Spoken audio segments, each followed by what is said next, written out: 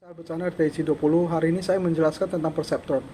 Perseptron diperkenalkan oleh Frank Rosenberg pada tahun 1957.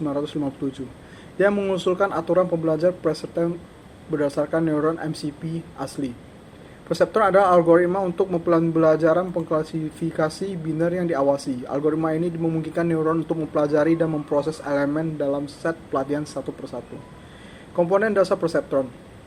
Perseptron adalah salah satu jenis jaringan saraf tiruan yang merupakan konsep dasar dalam pembelajaran mesin. Komponen dasar perseptron adalah, yang pertama adalah lapisan masukan. Lapisan ini terdiri dari satu atau lebih neuron masukan yang menerima sinyal masukan dari dunia luar atau dari lapisan lain di jaringan saraf, bobot.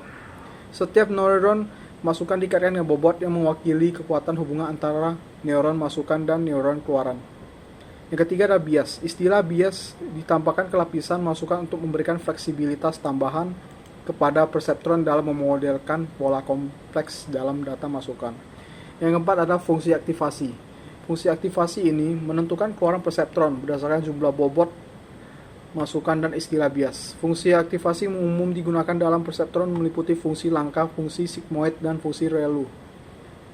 Yang kelima, output. Output dari perseptron adalah biner tunggal, baik 0 atau 1, yang menunjukkan kelas atau kategori yang termasuk dalam input. Yang keenam ada algoritma pelatihan. Biasa dilatih menggunakan algoritma pembelajaran yang diawasi secara algoritma pembelajaran perseptron atau propagasi mundur. Selama pelatihan, bobot dan bias perseptron disesuaikan untuk meminimalkan kesalahan antara keluaran yang diprediksi dan keluaran sebenarnya untuk serangkaian suatu pelatihan tertentu.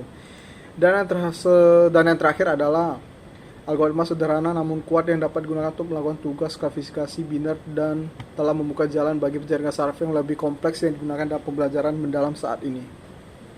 Ada beberapa jenis perseptron, yaitu ada dua. Satu, lapisan tunggal yang mempelajari pola yang dapat dipisahkan secara linear, dan yang kedua, multilayer. Ada dua atau lebih lapisan memiliki kekuatan pemrosesan lebih besar.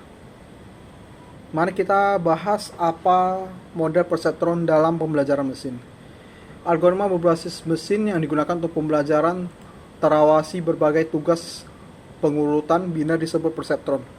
Lebih lanjut, perseptron juga memiliki peran penting sebagai artificial neuron atau neuron link dalam mendeteksi komputasi input data tertentu dalam intelijen bisnis.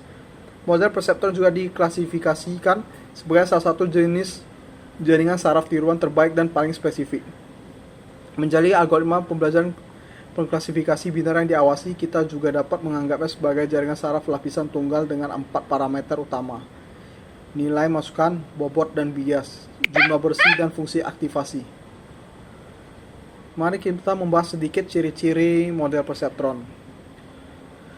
Yang pertama, ini adalah algoritma pembelajaran mesin yang menggunakan pembelajaran pengklasifikasi biner yang diawasi. Yang kedua, di perseptron, koefisien bobot dipelajari secara otomatis. Yang ketiga, awalnya bobot dikalikan dengan fitur masukan, lalu diambil keputusan apakah neuron diaktifkan atau tidak. Yang keempat, fungsi aktivasi menerapkan aturan langkah untuk memeriksa apakah fungsi tersebut lebih signifikan dari 0. Kemudian ada batas keputusan linear digambar memungkinkan perbedaan antara dua kelas plus 1 atau minus 1 yang dapat dipisahkan secara linear. Jika jumlah tambahan semua nilai masukan lebih dari nilai ambang batas, maka harus punya sinyal keluaran. Jika tidak ada keluaran yang akan ditampilkan. Berikutnya kita akan membahas batasan model perseptron. Yang pertama itu adalah keluaran perseptron hanya dapat berupa bilangan biner 0 atau 1 karena ada fungsi transfer hard edge. Yang kedua, ini hanya dapat digunakan untuk mengklasifikasikan kumpulan vektor masukan yang dapat dipisahkan secara linear. Jika vektor masukan non-linear, tidak mudah untuk mengklasifikasinya dengan benar. Terima kasih, sekian presentasi dari saya mengenai perseptron malam ini. Bila ada yang kurang atau salah dalam presentasi saya, mohon maaf dan terima kasih.